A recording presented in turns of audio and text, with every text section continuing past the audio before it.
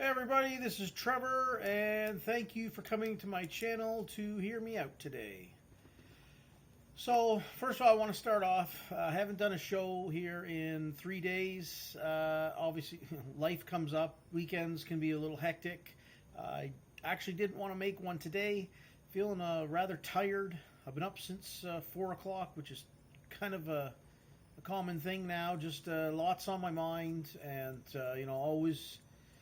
always thinking about, the economy and what's going on in the world, and, right down to the country I'm in, Canada, and always worrying about, what's the United States up to, and Russia, and all that stuff. So, just a bit tired today, a bit lethargic, but I am going to do my best to make a video here, and hopefully I can get a couple out today. But yeah, so in the description of my video, Biden and Trudeau and how they hate women and children.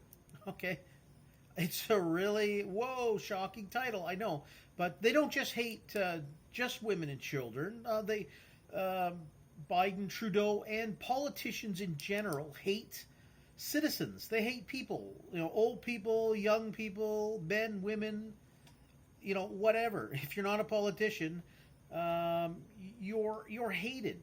Okay, politicians hate you, and I'm pointing out the big guns, so to speak, by saying Biden and Trudeau.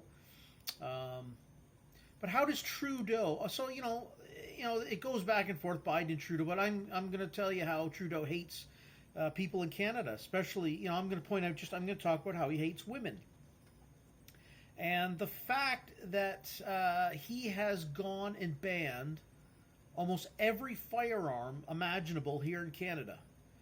So, in quick recap here, in May 2020.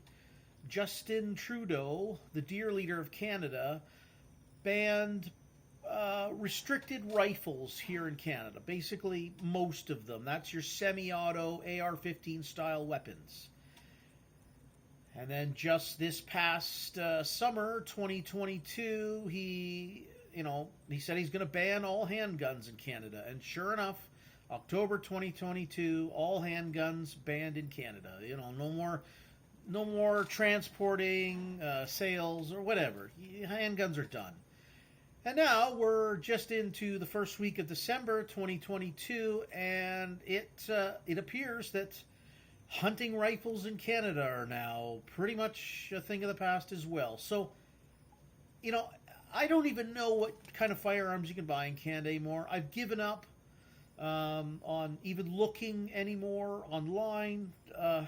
Now, I am a restricted firearms owner myself here, and basically what that means, if you're not from Canada, you're not familiar, or you're from Canada and want to know, I had the ability to buy an AR-15 and a handgun. Okay, I also had the ability to buy hunting rifles, because there's there's three. There's basically the PAL, that gives you the ability to buy hunting rifles, then restricted, that gave you the right to, the privilege to buy AR-15 style weapons, your semi-auto rifles and handguns. There's prohibited. I don't even know if there are any citizens in Canada that have that. If there are, it's very few. So I myself was a restricted owner, and I still am, the restricted license owner in Canada, but I mean, it's pretty much useless now. And now, he's attacking hunters, really, people who just, hunting rifles. So this gets to my point of why he hates women. If a politician like Trudeau or Biden really loved women and children, they would allow good, hardworking, honest, law-abiding citizens within their country to own firearms. Okay? I mean, that's in Canada here, firearms are just for hunting and sporting events and taking your handgun to the range. There is no, you can buy a handgun to carry to protect you. No, you can't do that in Canada. But why not? Why that should change. If you're a politician and you love women, you love children, you love people, you should say, hey, the citizens should have the right to bear arms, okay?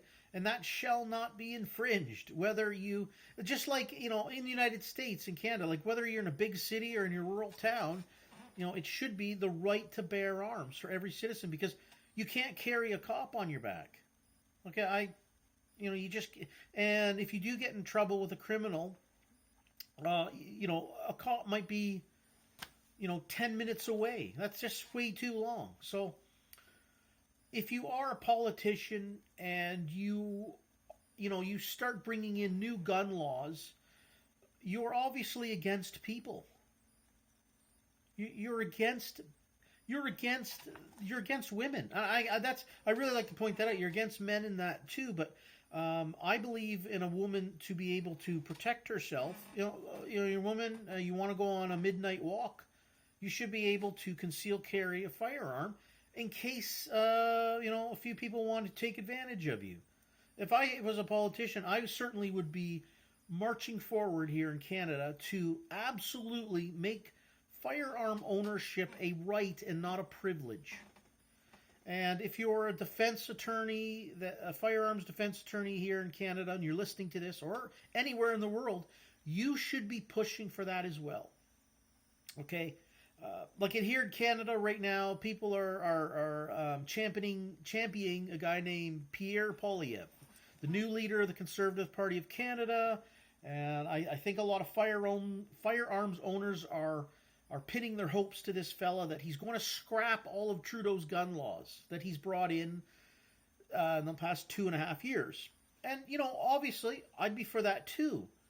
But I would like to know if conservatives are going to go above and beyond just scrapping liberal gun policies and saying, hey, we have a 2 license systems here in Canada. I would like to bring about 1 license. You go, you get your license, you train, and you that gives you the ability to buy any kind of firearm that we deem as acceptable here in Canada. And up until May 2020, there was you could buy an AR-15, handguns, and I think there are some silly things about magazine restrictions and whatnot. But I would truly, if I'm a politician, I want to bring about things like carrying a firearm, concealed carry, almost like a 2A style, a Second Amendment style firearms. I guess put it into our Charter of Rights or something like that. If they can't do that, at very least you got to work on going above and beyond what liberals put a law and the conservatives come in and they'll tinker with it and mostly take it out, but they don't go above and beyond that. So I would, I guess if I'm Prime Minister or President, Prime Minister of Canada, President of the U.S., I am just, especially the U.S. Now I'll talk about the U.S. It should be the Second Amendment is for everyone. Okay, whether you're in I don't know, downtown Detroit or Chicago, or you're out in the sticks, as they call it, the boonies. You should be 2A is 2A anywhere in America. If I'm president, that's what I'm going to come out as. But it always seems like politicians forever, in the States, it just seems like they're forever trying to take things away, make amendments and any law that you make in the United States that goes above and beyond what the 2A states, okay, is racist. It is actually it's going against women.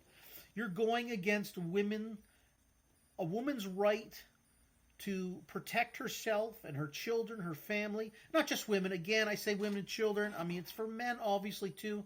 But I mean, you forever hear politicians coming out talking about, we need to protect these groups of people, and what are we going to do for the children?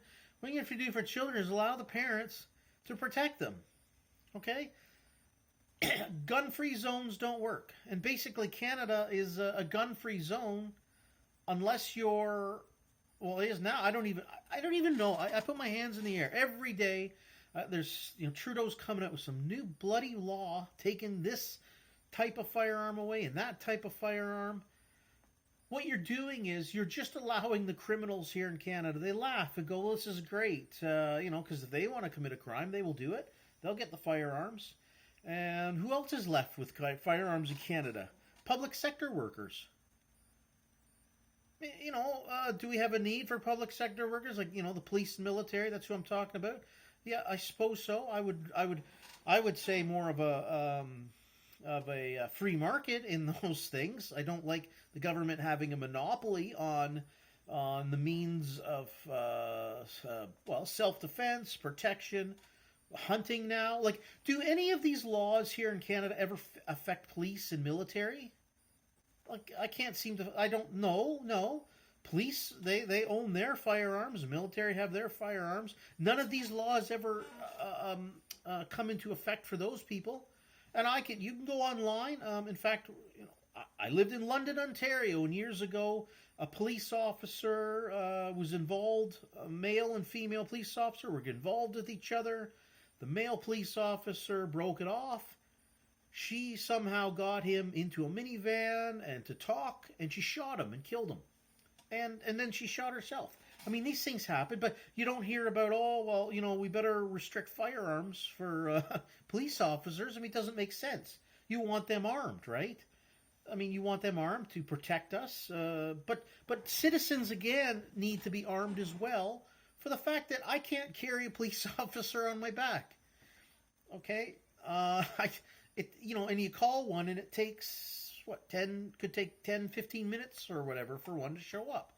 So if you are for the protection of women and children, vulnerable people in society, people who, like, right now I'm 50 years old. I'm not I'm not on my deathbed, I hope, or nothing like that. Other than feeling a bit lethargic today. But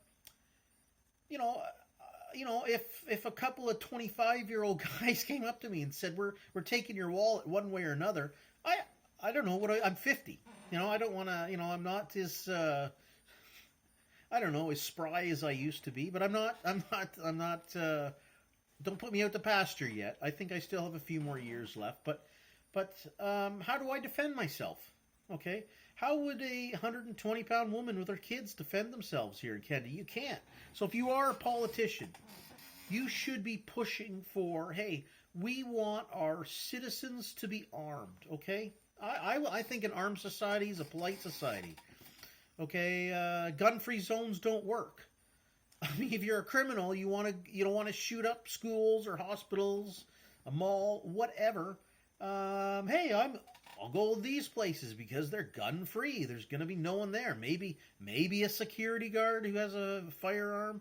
Maybe there's an off-duty police officer. No, they'll take the chances with that. But they won't go into a movie theater that has the possibility of maybe there's a dozen people in here with a Ruger 357 revolver underneath their coat, right?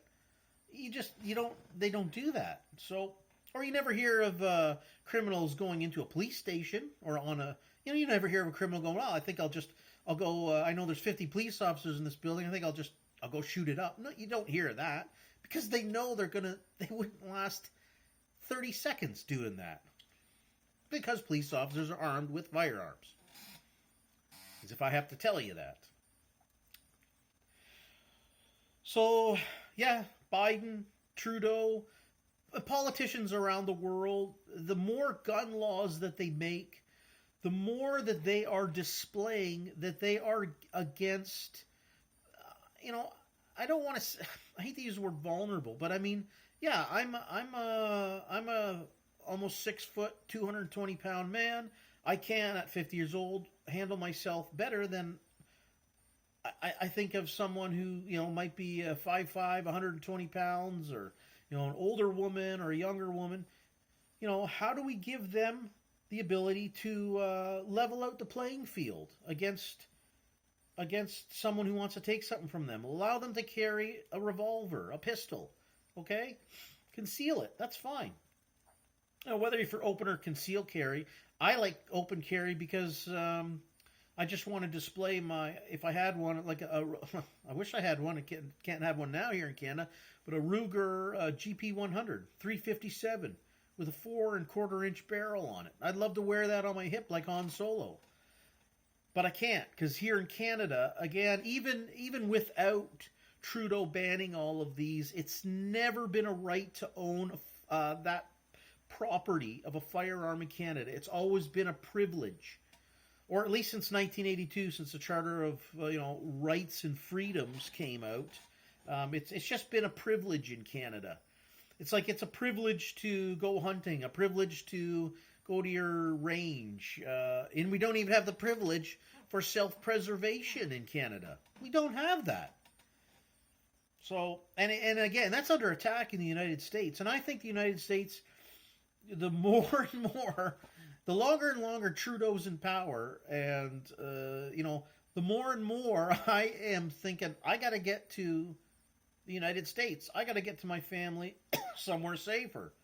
There are states there. I think of places like Wyoming. That would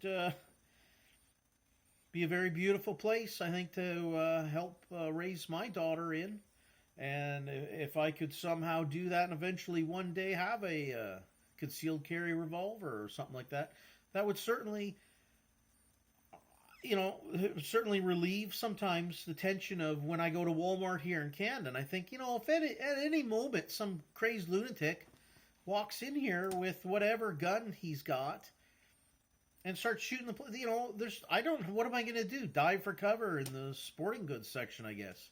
Because we don't have the right to bear arms in Canada. We don't have the right to protect ourselves and our loved ones and other good, honest people out there. And I do believe, even like in the United States, even places like your inner cities in like Chicago and whatnot, the gun laws, that's where gun laws are racist against, anyone in the poor sections of these big cities. Okay, they're racist gun laws. Anything above and beyond the Second Amendment is a racist gun law, because you're saying,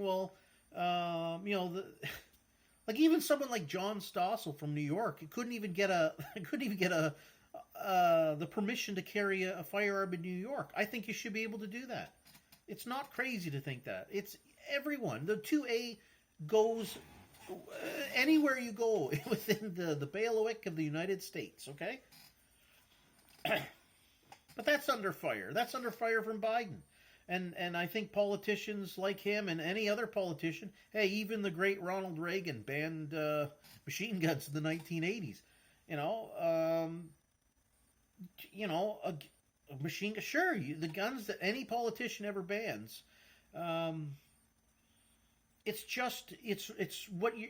racist, and it's you're harming people who may have a difficult time defending themselves unless they have a firearm, okay?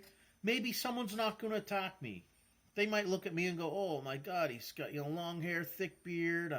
I'm not a small man, so maybe my odds are a bit better against someone who wants to take my wallet." But you're maybe an older person. Okay, my parents, they're in their late 70s. My dad was a real big, strong guy at one time. He's not anymore. And, I really wish that he could be able to carry a firearm, okay? To protect himself. To protect my mom, who's now in her late 70s. And she's always been a tiny woman, 5'1", 100 pounds, So it just, if you really are for women and having... want them to enjoy their life more, well, you have to give them the option, the voluntary option of saying, okay, you can protect yourself with a firearm. And, a woman or a man, an older person, maybe somebody who feels vulnerable can say, yeah, okay, I really need that. I really need that. Or say, if you don't want, that's fine too.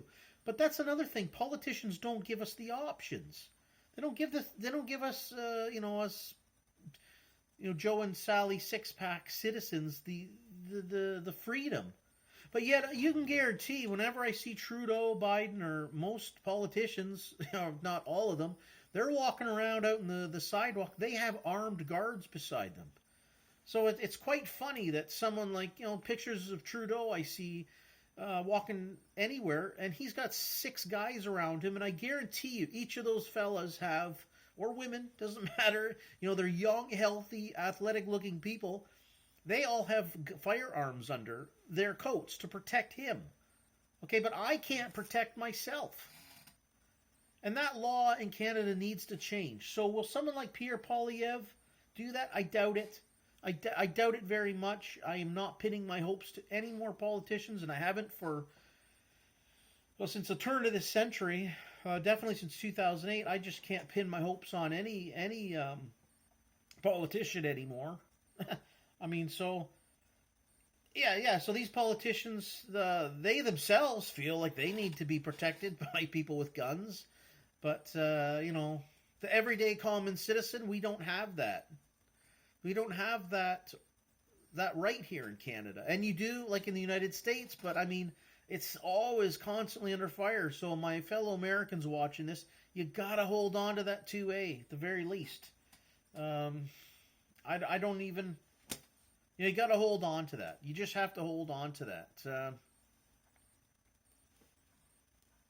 I know, I really can't stress the point more how politicians really hate women and children, the vulnerable, and everybody. They hate everybody, but they really must hate women and children because here in Canada, women can't defend their children with a firearm. And if you do, there have been instances where people have defended themselves. I mean, holy smokes. I mean, you better have really good lawyers.